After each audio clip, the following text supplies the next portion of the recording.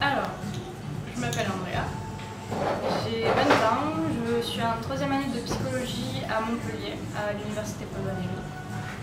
Et je suis spécialisée dans l'étude de la psychologie sociale dans les dynamiques socio-cognitives. Voilà. Alors c'est un peu compliqué. Soit je continue dans un master de psychologie sociale et je vais soit dans un master de psychologie sociale de l'environnement ou alors dans la communication du marketing, soit je me reconvertis un peu et je pars dans l'art-thérapie et c'est probable que je fasse art-thérapie. Voilà. Alors, soit je peux faire des passerelles et faire des formations pour devenir art-thérapeute, soit je peux carrément aller dans une école d'art-thérapie et faire 3 ans d'études en art-thérapie. Alors, c'est par différents biais artistiques, que ce soit par le dessin, l'écriture, la musique, le théâtre. Vraiment, on peut être créatif avec plein de choses. Et grâce à ces formes d'art, réussir à faire aller mieux le patient en fait. Vraiment à ce qu'il y ait un contact entre le patient qui est devant toi et toi. Vous avez un échange et vraiment essayer que ton patient aille mieux en fait. Et qu'il soit vraiment plus relax, bien dans sa peau. Voilà. Ça peut aussi, notamment pour les troubles autistiques, le théâtre c'est super efficace pour les aider à justement mieux communiquer avec le monde et gagner en confiance. Je suis un peu touche à tout, c'est-à-dire que j'adore tout l'art, j'adore l'art de A à Z. Donc je m'adapterai à la personne qui est en face de moi.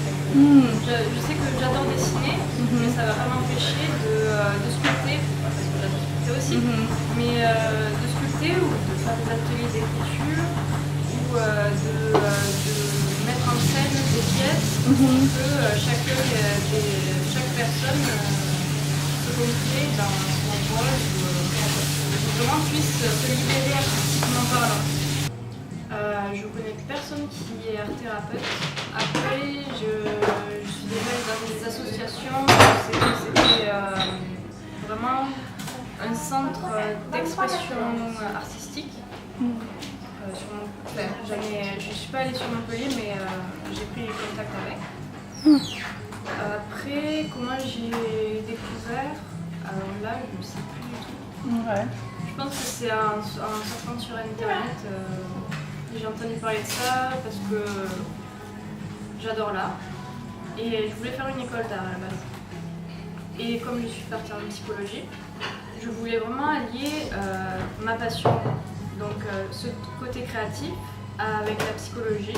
Et en fait, je pense que c'est comme ça que j'ai découvert l'art-thérapie. En fait, là, ça serait le côté thérapie de la psychologie. Mais avec le côté vraiment créatif de l'art, c'est vraiment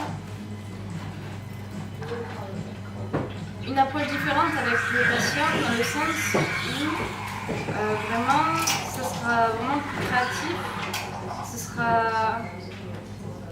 des stratégies différentes, ce sera pas seulement parler de tous les problèmes. Voilà, c'est ça, c'est vraiment extérioriser mais différemment. Que peut-être des personnes doivent avoir beaucoup de mécanismes de défense et peut-être en approchant différemment le problème et en trouvant des activités appropriées à chaque individu, ça va permettre aux patients juste d'aller mieux et de voir son problème différemment. Je suis d'accord, ça a un rôle de médiateur aussi. Donc il y aura toujours, comme tu dis, c'est bien de faire la thérapie soi-même, c'est vraiment très bien. Et même avec un psychologue, c'est le patient soi-même généralement qui va faire 80% du travail d'analyse et qui va chercher les solutions en lui. Et c'est pareil. D'ailleurs, notamment pour... enfin, ça c'est par rapport aux expériences que j'ai eues et de mon entourage, notamment pour l'anxiété ou pour des troubles du comportement alimentaire. C'est quoi ça? C'est par exemple tout ce qui est boulimie, anorexie, tous les troubles alimentaires en fait. Ok. Il y a beaucoup de Zen Doodle. C'est les coloriages pour adultes. Oh, c'est Zen Doodles. Oui. Ah, ok. Voilà. Et ouais, il y en a beaucoup qui colorient pour juste, même après le travail, se libérer un peu. Mais après, ça c'est vraiment adapté à tous. C'est vraiment c'est plus un moment de relaxation. Après, aux États-Unis d'ailleurs, ils font de plus en plus de recherches sur l'art-thérapie. Et d'ailleurs, ils appellent en France des gens pour en savoir plus en fait. C'est de plus en plus utilisé dans les hôpitaux, notamment à New York. Alors, j'en ai entendu parler, mais je ne les ai pas vus personnellement. Mais c'était surtout par rapport aux gens qui sont en soins intensifs ou après un trauma ou sur les troubles autistiques. Tout ça, ils font des recherches dessus. Avec tout, mais surtout les adolescents et les adultes. Ok. Et pourquoi? Parce que je trouve que l'adolescence, c'est vraiment une période très complexe et où c'est que tout un tas de mécanismes neurologiques et biologiques sont en train de se développer. C'est un peu fou et où c'est qu'il y a vraiment des divergences comportementales et souvent avec tout le contexte social autour, il y a souvent beaucoup de problèmes et vraiment c'est une période qui me tient à cœur. Je trouve que le développement à l'adolescence il est fascinant. Alors, si je pars dans l'art-thérapie, pas spécialement. Sinon, comme ma spécialité c'est dynamique, c'est de la psychologie sociale, ça va pas forcément se focaliser sur une pathologie. Ça va être vachement plus des phénomènes sociétaux et tous les processus en fait. Et j'aimerais beaucoup partir, si je pars dans ça, sur la place de la femme. Et en fait, faire des études par rapport à la femme et la place de la femme selon certains contextes. Ou vraiment sinon porter sur la créativité, tous les processus créatifs, comment ça se passe dans le cerveau, comment être plus créatif. Le champ est vraiment large. C'est très intéressant. Ouais. Et sinon faire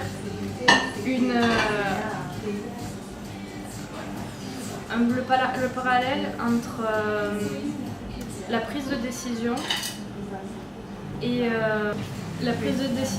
et justement la femme dans son contexte.